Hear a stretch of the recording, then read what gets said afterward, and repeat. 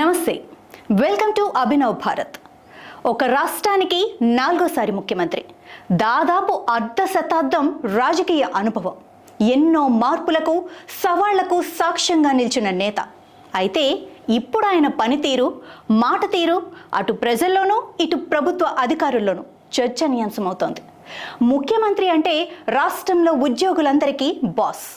వాళ్ళందరూ స్పీడ్గా పనిచేయాలని, ప్రజల అవసరాలకు వెంటనే స్పందించాలని, ప్రభుత్వానికి మంచి పేరు తీసుకురావాలని ఆయన పదే పదే ఉద్యోగులను కోరడం హర్షించదగ్గ విషయమే. గత 2 నెలలుగా ప్రతి మీటింగ్లో ప్రభుత్వ అధికారుల పనితీరును ఉద్దేశించి మాట్లాడుతున్న చంద్రబాబు గత ప్రభుత్వాన్ని విమర్శించడానికి అదొక సాకుగా వాడుకుంటున్నారు.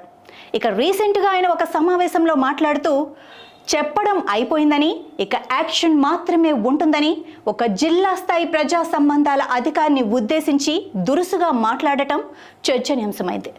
ప్రజలకు జవాబుదారీగా ఉండాల్సిన ఉద్యోగులను ప్రజల ముందు, పార్టీ నాయకులు, కార్యకర్తల ముందు తక్కువ చేసి మాట్లాడటం ఎంతవరకు సమంజసం అన్న ప్రశ్నలు కూడా తలెత్తుతాయి.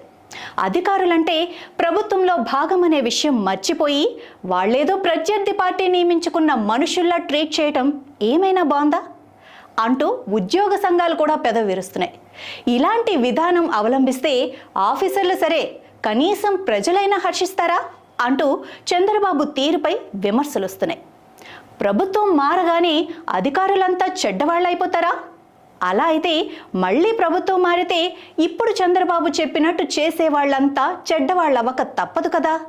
అందుకే ఇలాంటి విధానం మంచిది కాదని, రాజకీయ ఆలోచనలతో ప్రభుత్వ ఉద్యోగులను, అధికారులను నిందించడం సరికాదని విశ్లేషకులు చెబుతున్నారు. తప్పు చేసిన అధికారులపై ఆగ్రహం చూపటంలో తప్పు లేదు. వారికి దిశానిర్దేశం చేయాల్సిందే. పొరపాట్లు చేసినా, సరిగా పనిచేయకపోయినా చట్ట పరిధిలో వారిపై తగిన చర్యలు తీసుకోవాల్సిందే.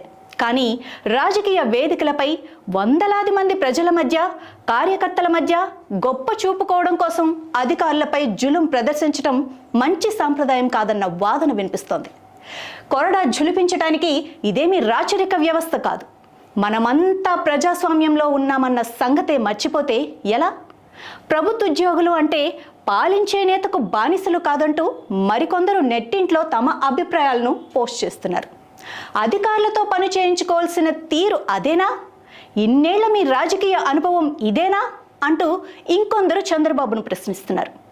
మాట్లాడితే 1995 చంద్రబాబును చూస్తారు అంటున్న ముఖ్యమంత్రి అప్పటి నియంతృత్వ వైఖరి మళ్లీ మొదలవుతోందని బెదిరిస్తున్నారా అని మరికొంతమంది అభిప్రాయపడుతున్నారు.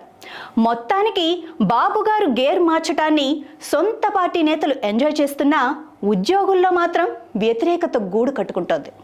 నాయకులారా, మీ పనితనం మీ అధినాయకులకు తెలియజేయాలనుకుంటున్నారు. ప్రజలారా, మీ సమస్యలను మీ నాయకులకు తెలియజేయాలనుకుంటున్నారు. ప్రజా సమస్యల పరిష్కార వేదిక మీ అభినవ్ భారత్.